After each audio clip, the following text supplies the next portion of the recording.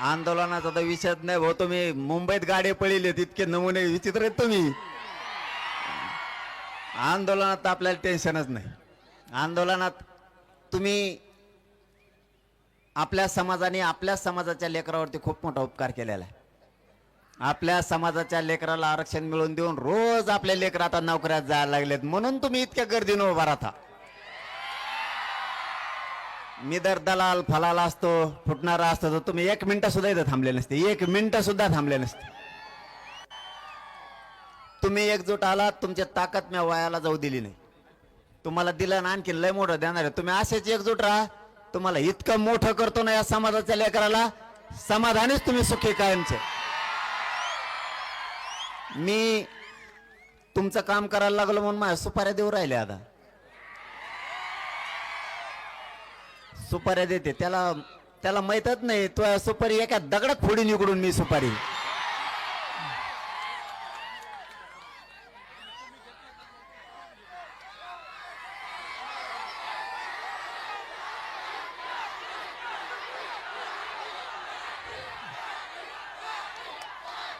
त्यांना माय बापा हो, त्यांना एक गोष्ट माहित नाही. लय निष्ठावान खांदा आहे.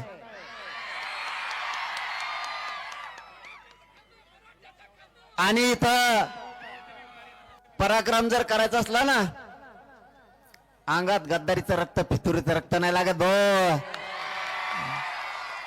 अस्सल रक्त लागतं जे पैशासाठी फुटत नाही आणि कोणी मोठेपण दिलं म्हणून पण फुटत नाही. मी असे मंत्री आणि सरकार लय वाटायला लावले तुमच्या साक्षीनं, आणि आपलेच माया सुपाऱ्या घ्यायला लागलेत. असे बोंबल देत. मी थोडं शांत आहे, मजा बघतोय थोडे दिवस. असा टेक्यूचा नाही एखाद दिवशी पुन्हा कमून मागा लागलेत माहितीये का माया. तुमच्या लेकरा बाळाचं गरीबाचं कल्याण करतो म्हणून माझे दुश्मनी पत्कारले, त्यांनी माझ्याशी वैर घेतलं. काय चूक करतो रे? मला एकच प्रश्न विचारायचा आणि तुम्हाला लगेच आता खेळ बघायचा आहे पुन्हा. काय चूक आहे? मी काय केलं? गरीबाच्या पोराला मी आरक्षण मागायचं नाही का? आमचे लेकर बाळा आम्ही सुखी नाही करायचे? अरे तुम्ही आम्हाला जातीवादी समजायला लागले. संतोष देशमुखांचा खून झाला, संतोष देशमुखांच्या कुटुंबाला न्याय द्या म्हणायचं नाही का? तुम्ही आम्हाला जातीवादी म्हणणार? तुम्ही रोज माणसं मारणार. आम्ही प्रश्न उचलला, तुम्ही आम्हाला जातीवादी म्हणणार. आता कालची माऊली आलेली तिथं बामणाची होती. कुठे जातीवाद करतो मी?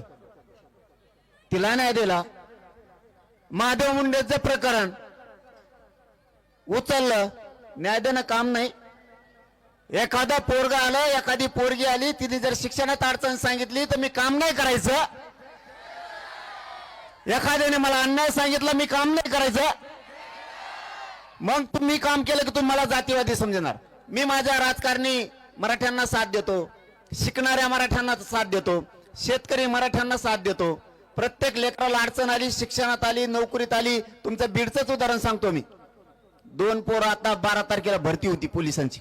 2 पोरांना हॉल तिकीटच दिलं नाही. कसं जायचं? त्यांनी 5 वर्ष तयारी तर केली असं, आई बापाने खर्च केला असं. मुंबईला फोन करून सांगितलं, शिपिंनी दुसऱ्या दिवशी म्हणजे 11 तारखेला 12ला भरती होते, 11ला त्या पोरांना हॉल तिकीट दिलं आणि त्या पोरं भरती झाले. काम नाही करायचं मी? हे एक समोरच बसले तिथं, यांचं सुद्धा काम केलं, करायचं नाही मी? आपल्या त्या धनगर बांधवांचा अण्णा संघ असतात बघा, मला नाव नाही माहित त्यांचं. त्यांच्या मुलीला 20 लाख रुपये फीस लागणार होती. मी कॉलेजला फोन करून सांगितलं गरीब माणूस नाही भरू शकत, आणि मुलीला तर मोफत शिक्षण आहे. हसन मुश्रीफ साहेबाला सांगितलं मोफत शिक्षण केलंय, आणि मग फीस कसं काय घेता? दुसऱ्या दिवशी बोर्डवर पत्रक लावायला लावलं पुऱ्या राज्यातल्या पोरींसाठी.